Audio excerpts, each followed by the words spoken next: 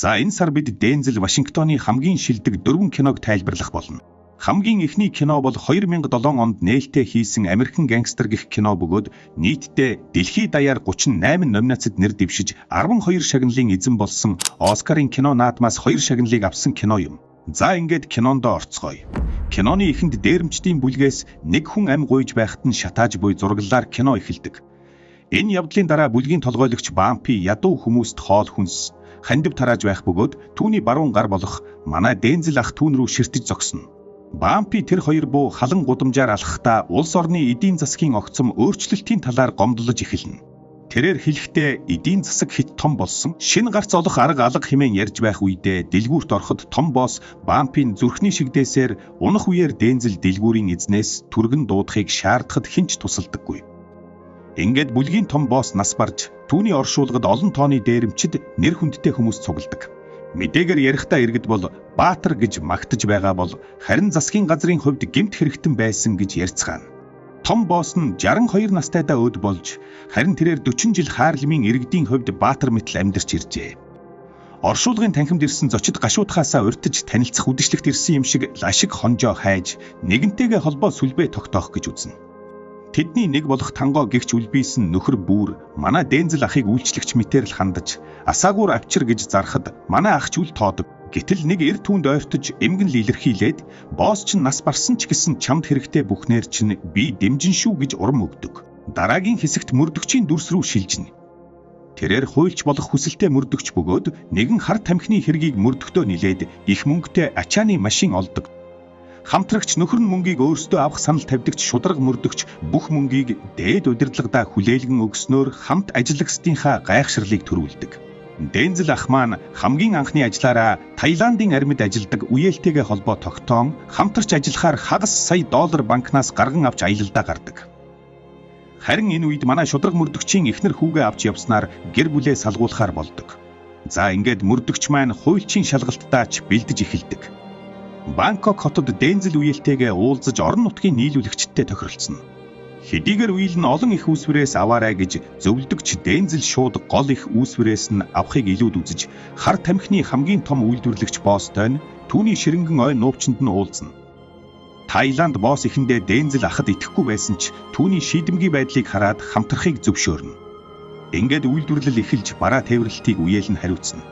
Энэ үед манай шударга мөрдөгчийн хамтрагч Ж хар тамхины хэрэгт холбогдсон нэг борлуулагчийг нухснаар асуудал үүснэ.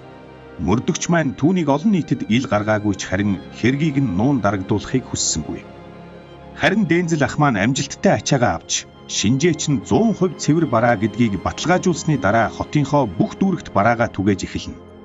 Харин үүнээс үүдэн мансууруулах бодисын хэрэглээ өсч Америкийн засгийн газар тусгай мөрдөн шалгах газар байгуулж харин манай шударга мөрдөгч тус хэсгийг ахлахаар болно. Дензел ах маань овоож оцойтлоо мөнгө олж гэр бүлээ нийтээр нь цуглуулж ээждээ том харш авч өгнө. Ах дүүсээ ч ажилдаа татан оролцуулж таанг гих өөртөө хамтарч ажиллахаас татгалзсан нөхрийг гудманд олон нийтийн нүдэн дээр нухаж орхино. Харин нөгөө талд манай шударга мөрдөгч багаа бүрдүүлж Дензел ахын оруулж ирдэг цэнхэр эд шид нэртэй хар тамхиг мөрдөн.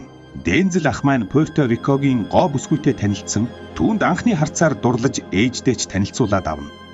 Богино хугацаанд бизнесээ өргөжүүлж олон ч мужид шинээр салбар нээж жинхэнэ утгаараа баян болох нь тэр. Удалгүй сүй тавьж эхнэр нь түүнд үнэтэй хүрэн бэлгэлсэний дараахан боксийн тэмцээнд өмсөж очиход манай шударга мөрдөгч түүнийг хараад сэжиг авна.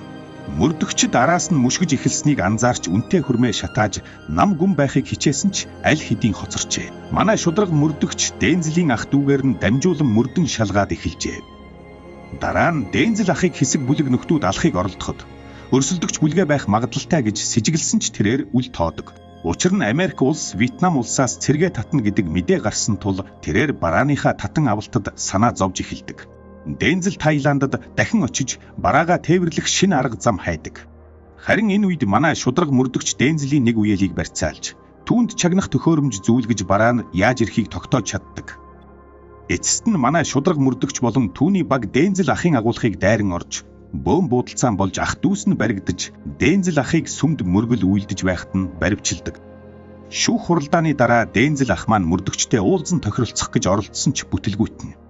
Харин эцэст нь хамтран ажилласан өндөр албан тушаалтнуудынхаа нэрийг илчлэхээр тохирч шударга мөрдөгч түүний ял идлэх нөхцөлийг хөнгөлөхийг зөвшөөрнө. Дензел ахын мэдүүлгээр олон бохир цагдаа нар баригдаж, зарим нь амиа хорлоно. Шүүх Дензел ахад 70 жил хорих ял оноо 250 сая долларын хөрөнгийг нь хурааж, түүний гэр бүлийн 30 гаруй хүн шоронд орцгоодог. Харин түүний эхнэр нь Пуэрто Рико буцаж, манай шударга мөрдөгч хуульч болж, Дензел ахын өмгөөлөгчөөр ажиллаж, Дензел ахын ялыг 15 жил болгон бууруулж, суллагдах үед нь манай шударга мөрдөгч түүнийг шоронгийн гадаа угтдаг. Тэд хамт алхахдаа Дензел ах маань түүнийг шоронд байх хугацаанд хотод нь асар их өөрчлөгдсөнийг гайхан ширтснээр энэхүү кино маань дуустдаг. За энэхүү киноны араас түүний 2 дахь шилдэг кино болох Remember Day, Titanic 2000 онд гарсан классик киног товчлон хүргэх болно.